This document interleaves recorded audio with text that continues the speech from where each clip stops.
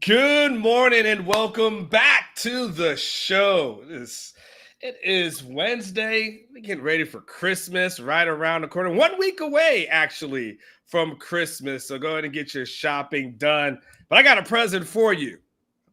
I'm bringing in the heavy hitters today. You know, it's funny. Larry, we've had so much stuff going on, and I know you probably have had the same thing, right?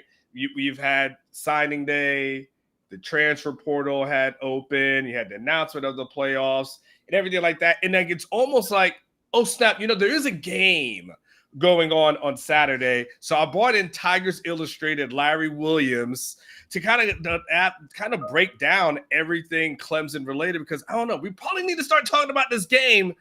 Good morning to you, Larry. How are you? Good morning. Thanks for having me, Anwar. Yeah, it's good to have you. Just by the way, guys, I asked him beforehand. See, wait, he's had the good fortune of covering good teams, and so he's got all these kind of playoff appearances in the background. I'm gonna have to get mine. Well, I haven't had a lot here. I got some good Alamo Bowl pictures for you, Larry. Larry, hey, Larry, I want to start because there's so many intriguing headlines as you head into this game, right? You've got Cade Klubnik versus Quinn Ewers, the rematch of the state championship game. You've got one program that loves NIL versus another program that doesn't really embrace NIL, right? You've got the Makuba Bowl and him facing his old teammates and so on and so forth. What? And of course, it's a playoff game, and of course, it's the first one that we've had that's going to be on campus. What's kind of the most intriguing thing for you heading into Saturday? Probably just the microscopic line that separates Clemson being back in the playoff and me having a Pop-Tarts bowl picture. I mean, it's hard to believe. Mm-hmm. And not to be long-winded, but just you can be long-winded. I got plenty of time. Okay. Yeah, I love long-winded people on my podcast too, by the way. It takes up plenty of time. Talk more. Talk more. Just to give you a window into just how close they were or are, whatever, from from just already transitioning to next year and all that stuff and going through the motions of a no account bowl game. When they lost to South Carolina on November 30th, the same day, I guess, Texas and Texas A&M were later that evening. It was, number one, it's an excruciating loss, as anyone over there knows, just how tough that is, when you lose to a hated rival. And they saw that their only chance of getting to the ACC championship and thus the playoff, because they had they beaten South Carolina, they would have gotten into the playoff. That was they had that riding on it. Mm-hmm. Their sort of ticket to the playoff, Syracuse was down 21-0 to Miami, and that's the last thing Dabo looked at, that score, before he went to his post-game press conference. It was like a funeral. And even casual viewers of Dabo know that he's, probably the most optimistic man on the planet about anything, but he was already saying, it was a good season. It wasn't a great one. And we've got a lot of good players coming back for next year, and already talking in terms of next year. And meanwhile, I'm actually watching the Miami-Syracuse game on my computer during the press conference. And I almost wanted to raise my hand and say, hey, man, y'all have a shot. Syracuse just scored 2 touchdowns. They're only down 21-14. So to go from that to then, oh my God, they're in the ACC championship, and then having to sort of turn your team's sort of spirits away from devastation to, hey, there's an opportunity, and we earned this trip to the ACC championship game. That's no small thing by itself. And then fast forward to how close the actual ACC championship was, just winning in an almost unthinkable way, when it looked like it was headed to overtime. And I don't think there were many Clemson fans at all who were remotely confident that they would win it once in overtime. But you take a long kickoff return and then a pass to get in semi field goal range and then a 56-yarder. It's just that's sort of my big picture sort of feeling is, wow, they're in the playoff, but man, of course, I guess that's the story of college football now is not a whole lot separates success from failure. Not a whole lot separates a playoff team from a non-playoff team. Not a whole lot separates maybe even like the number 4 team from the number 12 team. It's 12-team playoff. I mean, I was dragged kicking and screaming into the 12-team era over the 4-team era, but I have to admit, the 12-team playoff came at almost the perfect time because it coincides with a level of parity that we haven't seen in a long time. The question is, I would ask you this: prior to that SMU win, do you feel like Clemson had a lot of good, wins, quality wins under their belt prior to that? No. Yeah. In fact, I want to say Pittsburgh was the only victory over a team with a winning record. And they eked that one out. Offense went to sleep in the second half. No, so when they lost to Georgia and Atlanta in the opener, got beaten up. They did more than lose. Oh yeah. It's a 6-0 game at halftime, so it's close. But then they just fall apart in the second half. They win 6 straight, and so there's a feeling of like, okay, wow, they're onto something here. Second year under Garrett Riley, second year with Cade Klubnik. But then you start paying attention to what those 6 teams were doing otherwise, and those 6 wins came over teams that are pretty bad and defenses that are pretty bad. But I'll say this, though. I wasn't all that optimistic going into the South Carolina game, and South Carolina is a damn good team. Clemson really outplayed South Carolina to a large degree in that game. And if not for Superman, Lenora Sellers doing what he did, they win that game. My point is, I think that they played their best game of the season in a loss, and that was the South Carolina game up until the SMU game, which is what you were talking about. Clemson fans didn't want to hear that. And don't misunderstand. I wasn't saying Clemson played the best they could play. Sure. The point was just that was probably their best game of the season, even in a really debilitating loss. And so I think I think what you're getting at is, here we are in late December and still don't totally know what this Clemson team is about. I think that's probably in a significant to a significant degree a product of a schedule that was pretty weak. Of course, I guess Clemson fans would might look at Texas and say somewhat similar. Sure. Their schedule. I will say this though: Texas was favored twice over Georgia, and even though they didn't win either game, they were favored for a reason. They're a really talented team. Tell me, you got to help me because I'm stuck. I'm stuck in the past, and I'm stuck on your wall, right? I that's where I'm stuck, and so I think of when I think of Clemson, I still think of those dominating teams. I still think of those teams that were just running off and winning natties. Pretty much it seemed like it looked like that program. It looked like Dabo was going to have that turnover, right? Like what Kirby Smart is, right? When you're looking to see who's going to take the torch from Nick Saban, I thought Dabo was the guy. How much different is this team that I'm seeing now than the one I'm holding on to in the past? Because I keep thinking, okay, I know Texas is favored in this game, but are you going to go back and dial it up and go back to the DeLorean and become this team in the past? Or am I just holding on to something that just no longer exists?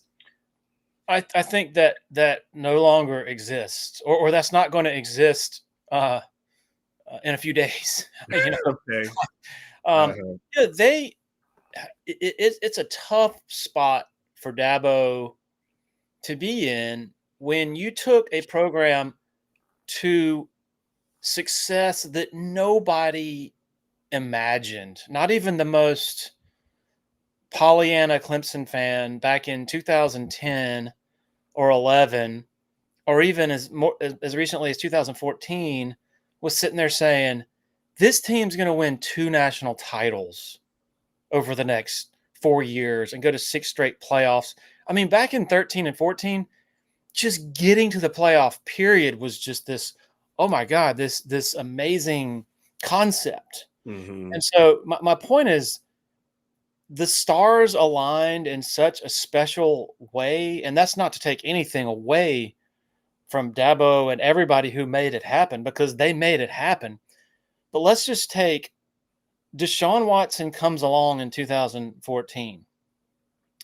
Okay, his final season is 16 when he delivers a national title on the way out. So you have 1 year in between before you get Trevor Lawrence. Like, yeah, I mean, I think you, Anwar, and people around Texas and folks who who follow teams that have had highly regarded recruiting classes and thus highly regarded quarterbacks know full well the 5-star quarterback sweepstakes. It's a crapshoot. It's a crapshoot in the NFL, for gosh sakes, and they have way more evaluation at their disposal. Sure. And it's about it's like a 50-50 proposition.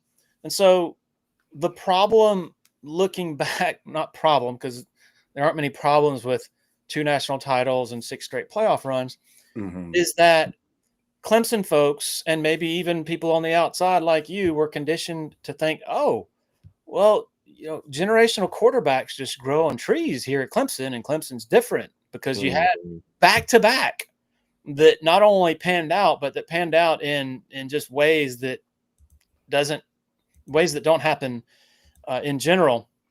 And so you sort of fast forwarding to now and looking back at the last 4 years. Okay, well, that 2018 national championship that Trevor Lawrence helped them win, DJ Uiagalelei was there on the sideline or behind the sideline as a recruit. And so you're in on him, and he's a 5-star, this guy. Well, he doesn't pan out. And then you get another one in Cade Klubnik from down there in Austin. Yeah, Westlake. Yeah, and he, I guess his crime, so to speak, was he wasn't an instant generational talent, as Deshaun was in 14 and as Trevor was in 18. It's taken him some time. He wasn't able to unseat DJ during some struggles in 2022 until the end of the season. And then last season, his first year as the starter, Klubnik did about like most quarterbacks do in their first year as the starter. It's tough. And only now, I think this season, are we beginning to see, okay, this is why Cade was rated as a 5-star. And you're starting to see some legitimate hope that he can guide them to where they want to go. And then you add in 2 freshman receivers and Bryant Wesco from the Metroplex area and TJ Moore from Florida. And you're starting to see the upward trajectory of this offense. But I think that was a different era. Like I said, I think the stars aligned in a special way. They got Deshaun Watson and Trevor Lawrence in large part because Georgia couldn't get out of its own way. Right. Yeah. This is this is when, both of those quarterbacks are from Georgia. Deshaun is from Gainesville, Georgia, which is a bulldog town. And so Georgia just like Texas, Georgia spent quite a lot of years not maximizing itself. And to a large degree, that's recruiting evaluations and such. But I'll just try to keep this last part short. But Clemson didn't only have generational pieces at quarterback and receiver and running back, T. Higgins, Travis Etienne, Justin Ross, Mike Williams. They also had generational talent on the defensive line. And as you all have seen the last couple of years with Texas's defensive line, even currently with 45 and 98, man, those are game wreckers. Christian Wilkins, Dexter Lawrence, Cleveland Farrell, on down the line. Like, man, like just all that came together, and all that was the product of visionary thinking and great branding and great salesmanship and great culture and all that. I just don't think many Clemson fans are sitting here sort of with the expectation of, all right, we got to get back to that. I think most Clemson fans are sitting here thinking, man, we just need to get back in the game, if that makes that makes sense. So explain to me, and we'll get into the matchup in a second, but explain. I know you probably get asked this a lot, okay? But explain to me Dabo's take on the transfer portal, because Steve Sarkisian, I think, started off kind of lightly with the transfer portal, and then he realized I can get game changers in the portal that takes my program up to one that can compete. You know, it helped them last year compete, and they're not taking 20 guys in the portal. Like, some people are excessive, you know, but they're getting that good 8 or so that could come in and have an impact. Give me Dabo's philosophy on it, and the other part is that, can you really, and maybe this will be his answer because he made it to the playoffs, but I guess we'll have to see, but can you really compete for a national title in today's world of college football if you're just ignoring the portal? First of all, Cotton says losing Brent Venables hurt Clemson's defense. Yes, absolutely. That has to be pointed out. All right, the portal NIL stuff, you know, Dabo, it has taken him some time to evolve. I think that's fair to say. Mm-hmm. I don't think it's fair to say he is anti-portal, anti-NIL. They pay players. Mm-hmm.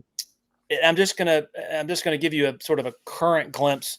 They had a safety committed who had come back to them time and time again, trying to get more and more, or I guess his agent was coming back to them. He ended up going to Georgia Tech for somewhere around $400,000. Mm-hmm. Right? My point is, Clemson wasn't offering nothing. In fact, Clemson was offering a lot of money, from what I've heard. Well over $200,000 is what they were prepared to give him, again, in like the second or third rounds that his agent was coming back for. So I think there has to be some calculation of, okay, well, what is market value and how much is too much, you know, for a guy who's not done anything for us? And is he going to come back if we give him what he wants now, 400, whatever it is he going to come back the night before signing day and ask for more? And then, oh, by the way, what's it going to be like once he actually gets here? I think those questions coaches everywhere are asking themselves right now. Like, are we dealing with just a sort of an inflated market? I think one of Orange Blood's writers, was it Ketchum, just earlier this week was saying, like, this is an issue for everybody, just trying to figure out, okay, how much needs to be allocated to roster retention, and the guys who you know what they're about, versus whether it's portal high school guys, you know, paying this exorbitant, what seems to be an exorbitant price. You know, Dabo, people, I guess the generalists out there aren't aware of this, because everything now is just boiled down to sort of, you know, small, concise hot takes, just like the hilarious ESPN graphic that they've been showing all year of Dabo, you know, guarding the portal like in front of the bar. I mean, that's funny. But it's not totally accurate. Like, just a couple of years ago, they needed an offensive lineman, and they pursued multiple offensive linemen. The most prominent of which was Oluwatimi, who was transferring from Virginia, who ended up at Michigan, and they just struck out. And the reason Oluwatimi went to Michigan, as best as I can tell, was he wanted to go to the NFL, and he thought Michigan was a better sort of finishing school for offensive linemen who want to go to the NFL. Could it have come down to money? Perhaps, but I tend to think maybe it was just Michigan's offensive line sort of legacy. Clemson went after Fentrell Cypress, the cornerback at now at Florida State, who transferred. And so, and right now, I'll say this again. I said Dabo has evolved. He's evolved when it comes to committing money to guys who have yet to do anything in a Clemson uniform. Um, they're currently going after Purdue's defensive end, who is in the portal, and I think they have a pretty favorable shot at getting him. I know they weeks ago, maybe months ago, went ahead and allocated some significant funds to get a defensive end Mm-hmm. out of the portal. And then also we have to point out the NIL era is about to shift to the revenue share era. Sure. And so Clemson is going to be fully committed to spending the maximum $20.5 million in revenue distribution to its athletes. And Clemson believes the piece of the pie devoted to football of that $20.5 million is going to be higher than most anyone out there. Well over 80, maybe past 85% of that 20.5 million is going to be devoted to football. We could get into a whole longer conversation about, does that even matter when you're still going to have NIL on top of that? Like, how does that even work? Like, are these really going to serve as guardrails? I mean, I'm among the cynics on that, mainly because when you try to police fair market value and tell somebody that they can't earn money in this country, that usually doesn't go. It doesn't go well. It doesn't go well. It doesn't end well for anybody. That's why we're in the boat. They're in the boat they are, having to throw all that money in settling these lawsuits. So let's talk about Klubnik and Ewers for a second. Obviously, you talked about Cade and making the progression. These two kids were compared a lot back in high school. Because I'm sure you're well aware of the state championship game and where they played against and everything like that. Give me your quarterback breakdown. What you see from Quinn from an outside perspective, and kind of give me a Ewers versus Klubnik. They're different guys, obviously, because Klubnik's more of a dual threat. He can use his legs. We know he's really fast and ran track in high school. But give us your QB breakdown of this game. It's wild. I think back to the Texas's win at Michigan early, that third week of the season. Yeah, second, I believe. Yeah. And I'm just watching that game, and of course, we all had a different notion of Michigan at the time than we do now. But I'm just watching that game, like, wow, Quinn Ewers he's amazing. His footwork is amazing. His throwing ability is amazing. His command of the offense. And at the time, I'm looking at that and comparing him to Klubnik and basically saying, man, Klubnik needs that type of footwork and that type of ability to navigate the pocket and all that. I look at Ewers now, and the injuries, I think, have affected his mechanics and maybe his velocity as well. It doesn't look like he's stepping into his throws like he was. And, of course, that when you have a high ankle sprain in your left foot, that's going to be the culprit there. But I still look at him, and he still makes some eye-opening throws.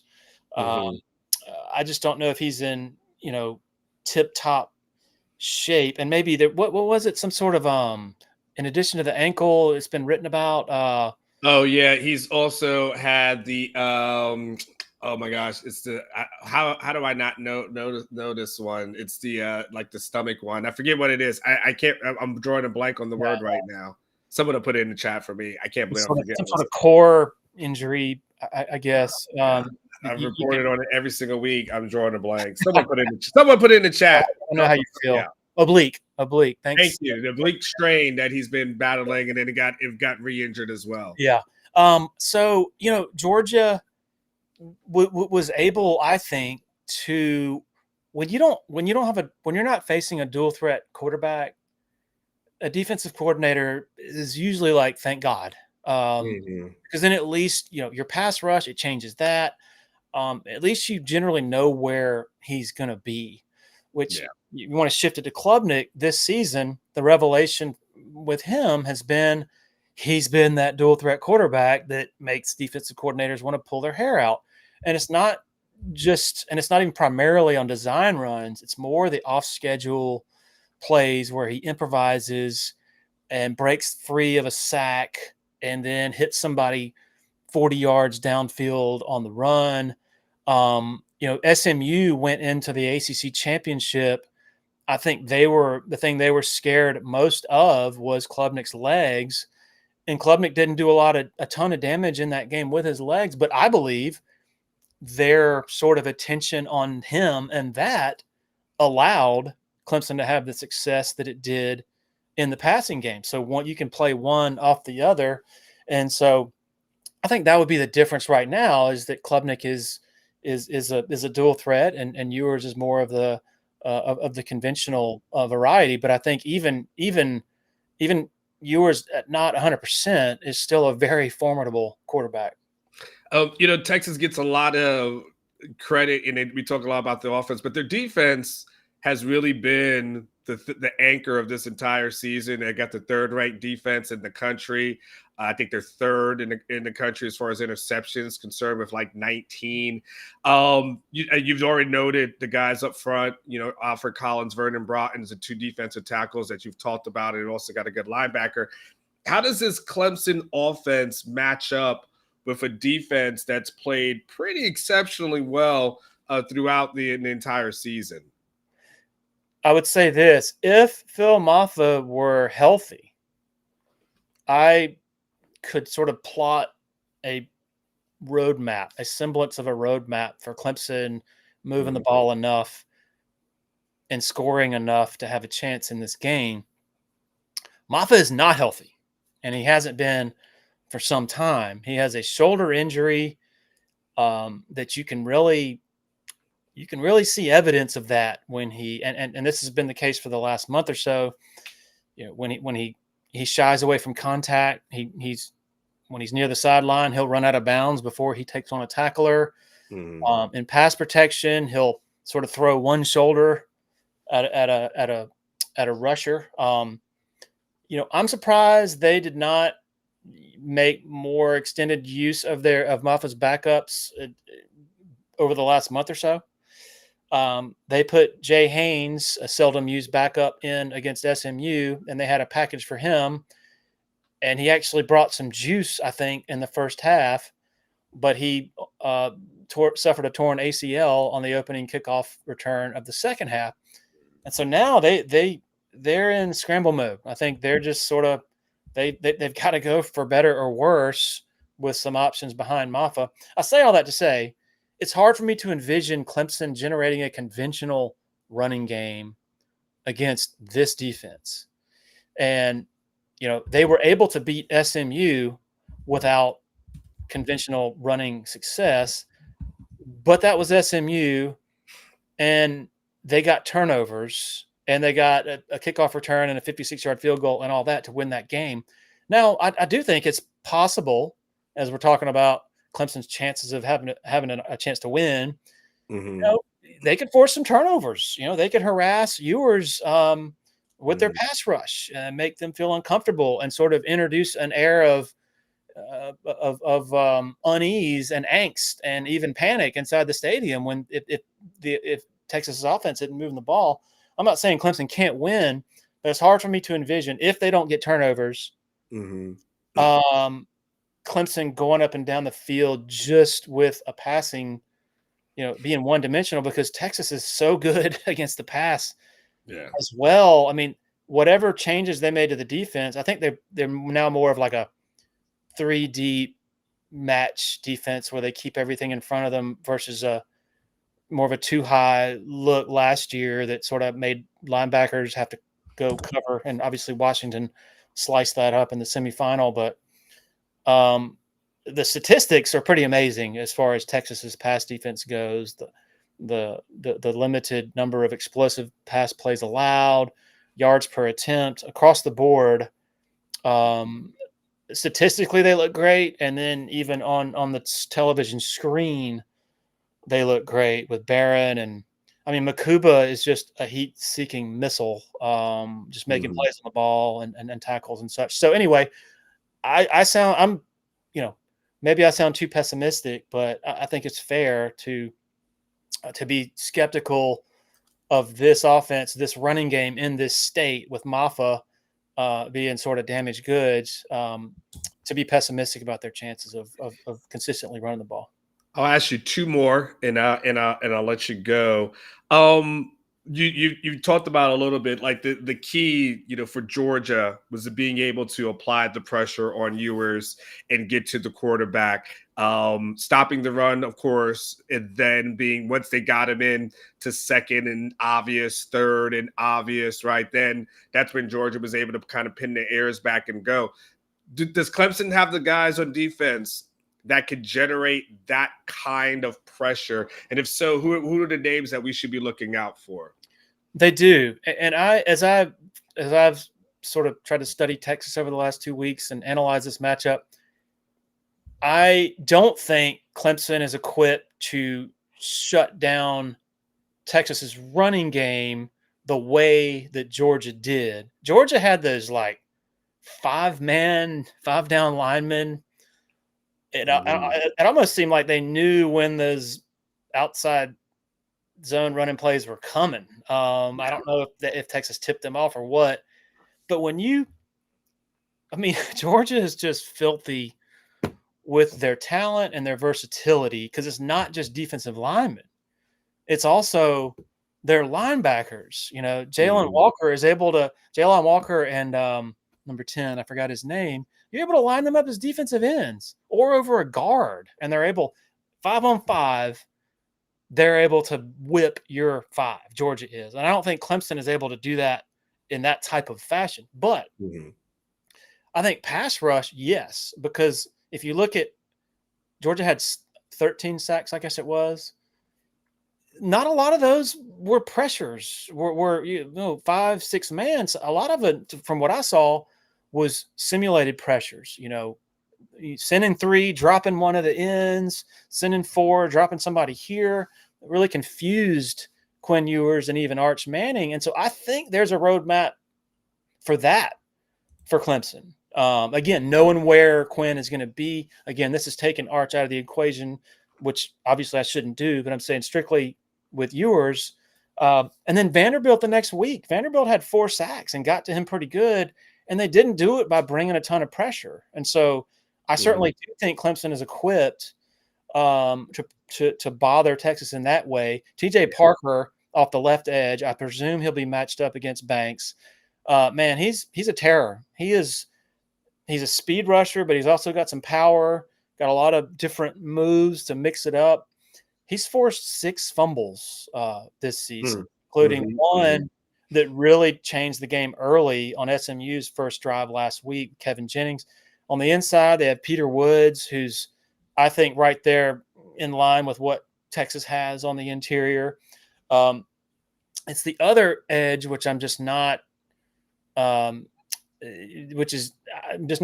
convinced of. They're kind of soft over on that edge, and I really wonder if Texas is going to try to run right at the other edge, and use a lot of 2 tight end stuff, which I know Texas does.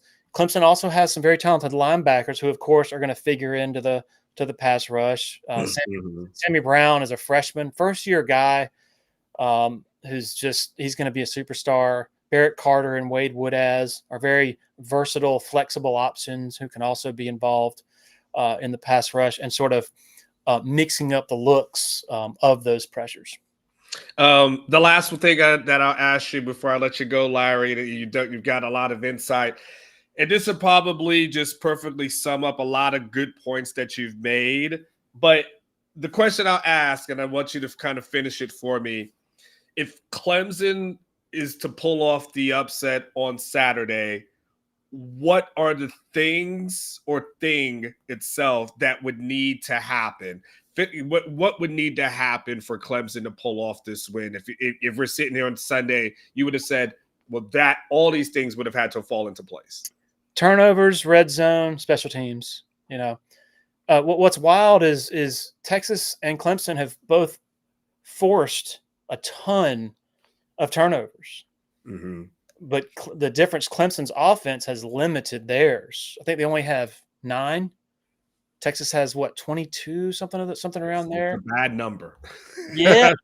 So, and then red zone, of course, Texas's red zone struggles have been well documented. They thought they had that turned around over, I guess, the first half of the season, but not so much as it turns out. And then field goals, Clemson has had legions of issues with field goal protection this season. They've had tons of their kicks blocked. But if they can protect, as they showed last week, their freshman kicker Nolan Huser is pretty money. And Texas's guy Auburn, he's looked kind of shaky to me from what. He's shaky. Yeah, so those three things would. I mean, that's kind of cliche, but that's quite often what it comes down to in this type of game. Larry, tell everybody how they can follow you on Twitter if they want to check out some Clemson stuff. And of course, you got a podcast as well. So tell them about that. So if they just kind of want to say, you know what, I need some more Clemson info so I can be the smartest man or woman in the room, how can they find you? Well, at TigerIllustrated's.com, which is, of course, is a part of the Rivals Network sister site with you guys, we're going to continue to do a bunch of in-depth stuff, which is what I love, digging into the finer points of the matchups. And so you feel free to come over there and hang out. I think we have a pretty relatively mature message board crowd that enjoys talking football.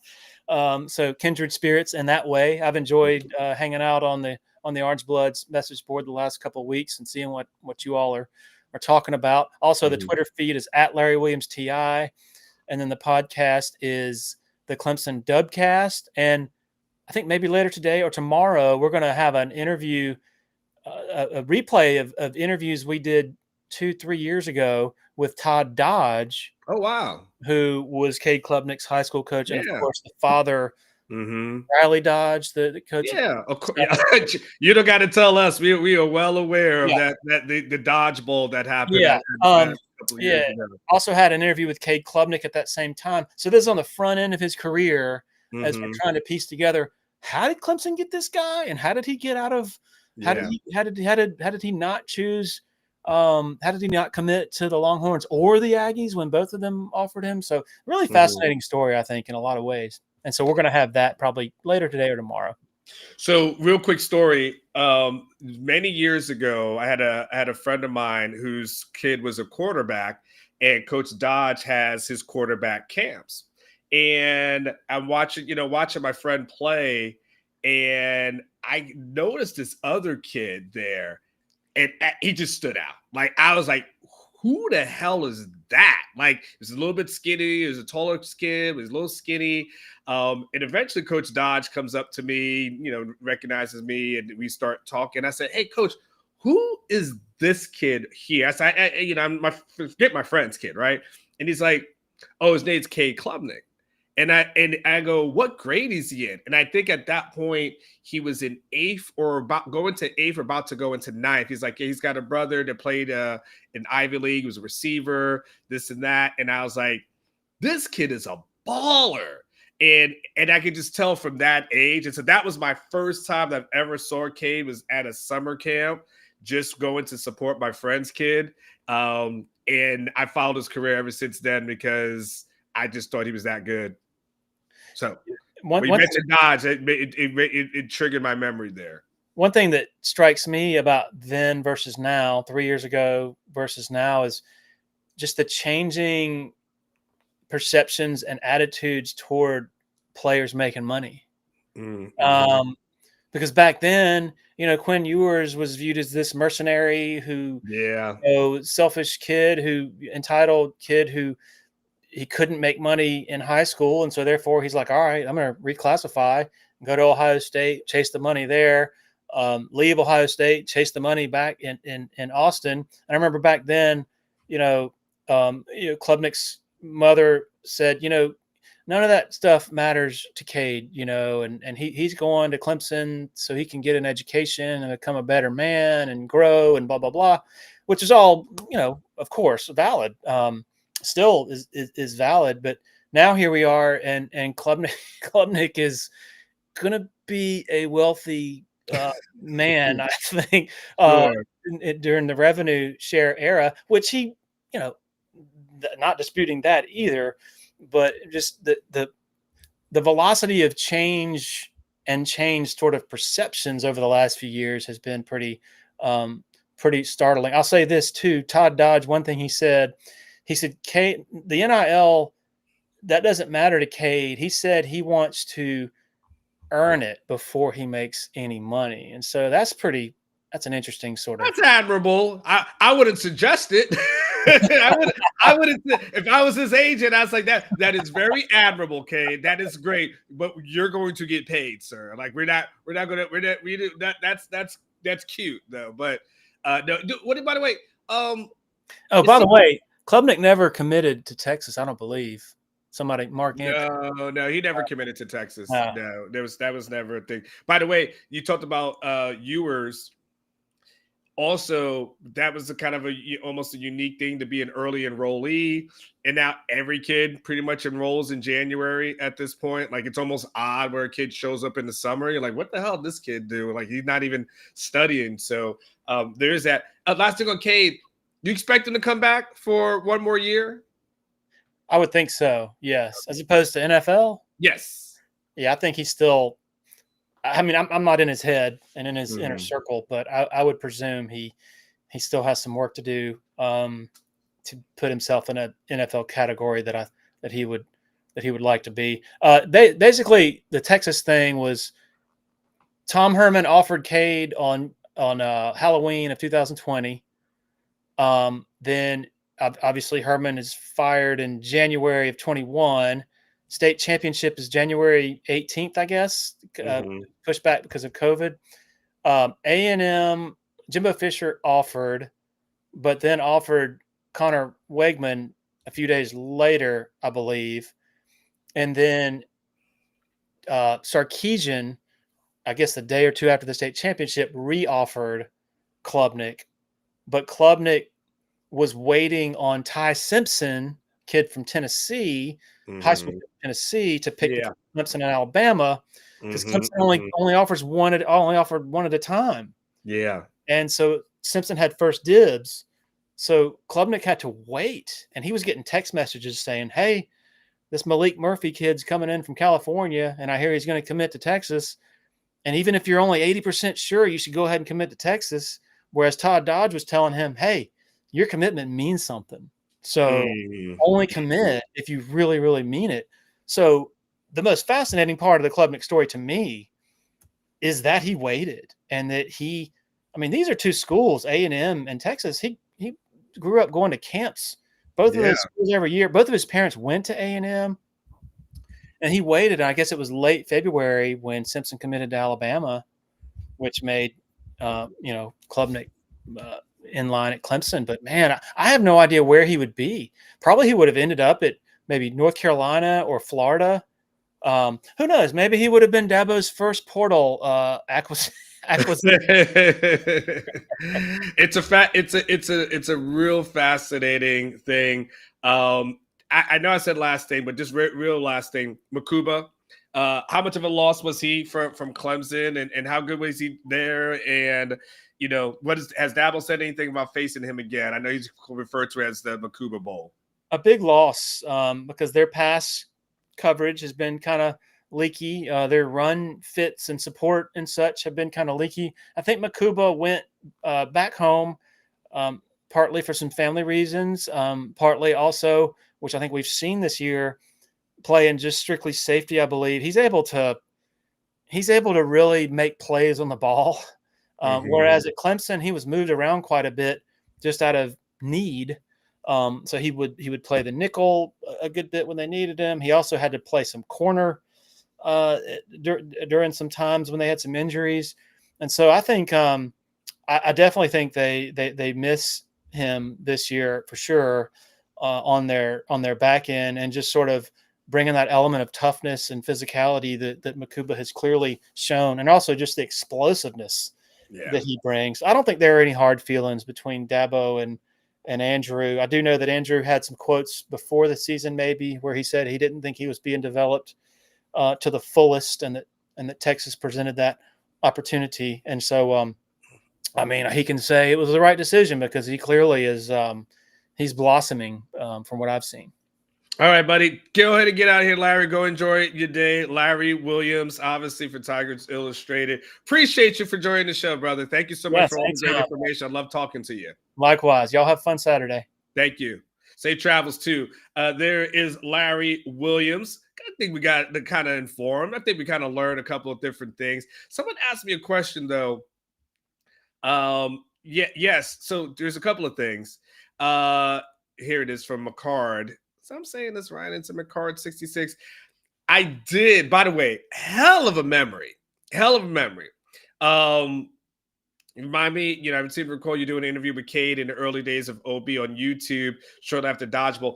Actually, I believe that interview, I don't even know if that was a YouTube thing. I think that was back to the Yak when we had that thing, the podcast. And it was when I did the Drunk Uncle podcast, which, by the way, people sometimes ask me, whatever happened to like Drunk Uncle? Well, I love the concept of Drunk Uncle because it was like on Wednesday night. We were just having a good time. I was just enjoying myself. But then there's a couple of different things, and I was like, man, I like and the Drunk Uncle concept was, like you go to the family gatherings, and like your drunk uncle is always like that entertaining one. He's always engaging. He's always trying to enjoy himself. Like at the end of the day, you actually learn something from your drunk uncle, right? So it was just a kind of a play on words, but I also wanted to be like a little sensitive to people who may be dealing with like alcoholism issues and stuff. And I was like, I don't know the word. And then, I felt like, okay, if I'm going to be dealing with, kids who are in their, 18 or 20, something like, I just did the title itself. I think it was just kind of like so that's why I kind of moved away from that, and I moved to like the old fashioned show. And of course, used to have the bottle or whatever in the logo. And I think when we started doing the kind of the suicide awareness month last year, remember we were doing like the suicide awareness. I started thinking, I don't know if I really should be talking about suicide prevention and having alcohol in the title as well. So then that's why I felt some type of way about that. So then I switched away from that. It was just called the Old Fashioned Show, trying to change up the logo and everything. So, but yes, the long answer to that is I did interview Klubnik back in the day for what used to be called the Drunk Unk Show. But I just trying to, words matter. You never know when people are going through things. It's not about like being politically correct. It's more about just trying to be sensitive to areas of struggle that people may or may not be in. So that's why we kind of did that. Okay, quick things here. Eric Torres, Eric Sells Homes, DFW. If you're looking for a house in the DFW area, you have to look any further than my main man, El Presidente. He's got you covered. He'll take care of you, whatever it is, buy or selling. And I know you're saying, next week is Christmas. I'm not trying to buy a house right now. I'm not trying to sell my house right now. Got it. But come the new year, that's what you're going to be thinking about. And if you're in the DFW area, he'll even travel for you. He'll travel a little bit for you. As I've always say, he ain't going out to Killeen. He ain't going out to Killeen. Ain't no money to be made out there, but he'll go somewhere else for you. Check him out, Eric Sells Homes, DFW. He is the GOAT. I do miss Eric Torres. I miss El Presidente's picks, to be quite honest with you. He decided to take more of a back seat this year, which is unfortunate because this would have been the year for El Presidente to really shine. In fact, I'm going to text El Presidente. I'm going to see if he's going to come on tomorrow. Maybe I can convince him to do something tomorrow. I'm going to put that on my bucket list. He's got to come on. He's got to come on. All right, I got to get El Presidente. Also, I want you guys to go out to Specs for the best prices on beer, wines, and spirits. You got Ken Folk coming next week. How you going to deal with him? How you going to deal with him? You got to go to Specs. Get through it. No matter what you're needing, Specs same-day delivery can save the day with our Specs app or online shopping. From world-class wines to hard-to-find spirits and craft beers to gourmet foods, delicious snacks, and spectacular sweets. It's Specs.